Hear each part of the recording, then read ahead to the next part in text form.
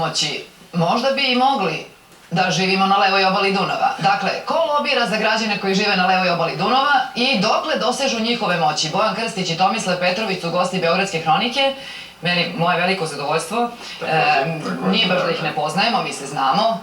Tako je. Ne znam da ste ih zaboravili, ali ja nisam. A ko je slučajno zaboravio, može slobodno na taj sajt i eto, sve će mu biti jasno. Tako je. Sad šta to meni, kako ovih dana, o čemu razmišljam?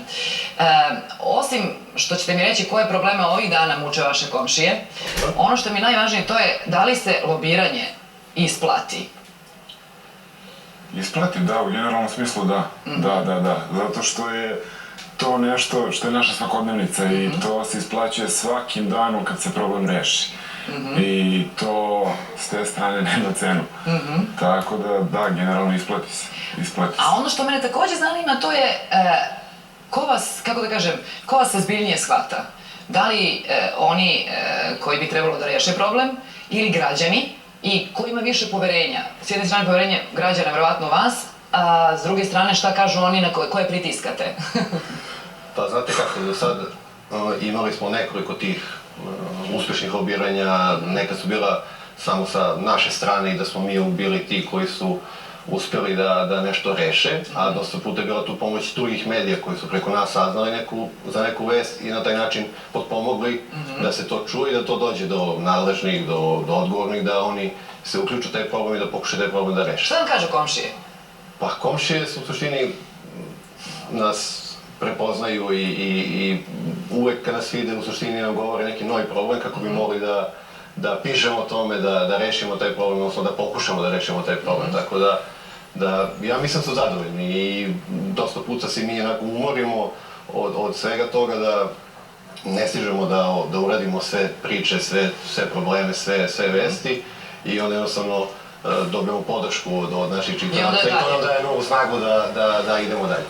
Njihovo oduševljenje ponekad da nisu znali ko stoji za priče, kad sad ih pa da li moguće? I onda to da neki novi elan. Dobro, kad razgovarate, s kim razgovarate? Sa odbornicima, Skupštine grada, sa ljudima koji su čelnici tu oko vas? Kako rešavate problem? Trudimo se... Izvoli. Mi u suštini rešavamo problem tako što konkretno na našem sajtu tu vest ili tu taj problem objavimo da mogu drugi da vide, samim tim među tim našim čitavcima ima i naravno i nadležnih i drugih ljudi koji to čitaju i prate, onda se mi obraćamo njima uglavnom putem maila, urgiramo i što bi mi rekli lobiramo da se taj problem reši i na taj način se oni uključuju u rešenje. Mi konkretno direktnih kontakta sa odbornicima ili sa nekim ličnostima iz opštine Palilula ili iz grada nemamo, ali... Ali znate ko ima.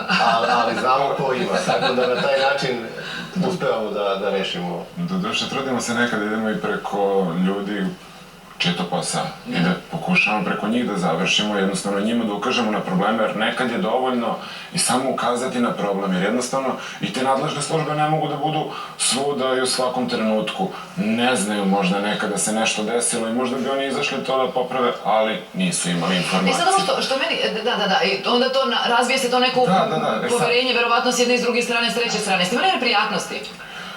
Pa neprijatnosti za sad nekih većih ne. Dakle, stoji javno mnjenje i za vas, mislim, kada stoji cijela leva obala Dunava. Bilo je, podržavaju nas. Bilo je pak situacija gde smo konkretno neku vest objavili, ali mi tu se trudili da samo imamo više izvora da bi prosto ta vest imala neku svoju težinu i dešavalo se da nas zovu, da nam šalju neke mailove kako smo to objavili, na koji način i tako dalje, ali do sad nismo imali neke neprijatne situacije. Šta je to što ste najbolje i na što ste najviše ponosni? I šta je ono što je sad trenutno problem? Pa da rešimo zajedno. Imate priliku, izvolite, odmah. Tamo što ste pisali na sajtu niste stigli. Pa ne, šta vam je goruće što vidite da ne možete nikako? Šta niste mogli nikako da izgurate? Pa sam ima puno, znači... Ima puno toga, za tako velike stvari se nekad ne treba ni hvatati. Voditi bitku sa vetrenjačama, čemu to? Ajde da krenemo sa sitnim stvarima, da rešavamo sitne probleme, sa sitnim problemima rešit ćemo na kraju, doćemo i do onih krupnih, pa oni će se na neki način i sami postati sitni možda, u tom trenutku.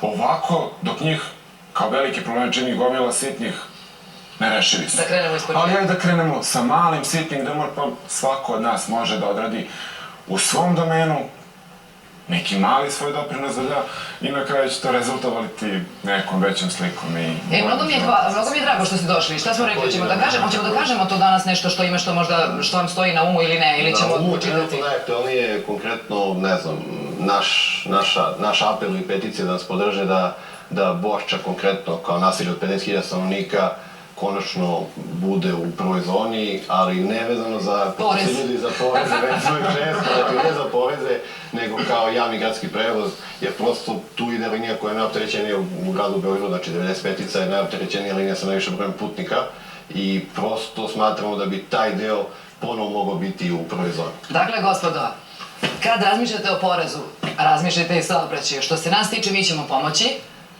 Vaše da nastavite tamo da radite šta radite. Hoćemo. Mi ćemo vas podržavati koliko možemo, a za borbu za 95-icu i prvu zonu u saobraćaju krenut ćemo zajedno. Jel to može? To može zajedno. Mi ćemo slobodni da vam se obratimo za neke, možda krupnije stvari koje još leže o problemi na našoj obali. Samo ne delite u pare, teško ćemo moći da im izvučemo pojedine. Možda nekad neke stvari mogu da se reše bez para. Nije, samo možda malo bolja organizacija. Pa naravno, ajte, ste i ovo čuli, to znaju lobisti. Zna neko još poneko od nas. Hvala lepo što ste bili sa nama. Mi ćemo biti tu. Hvala vam sve.